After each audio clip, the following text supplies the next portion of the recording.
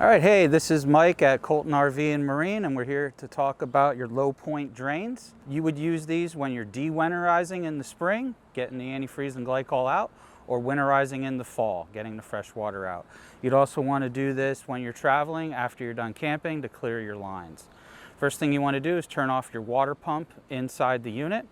Then open up your faucets. Open up your faucets allows the air to come out and then the water down here. So red is hot water, you just turn that. And then the blue is the cold water, and then there's that. Now this is on a fifth wheel inside here. It's built for a 4-season. On your travel trailer, they'll be on the bottom of your unit, little valves. That's about it. Thanks for watching.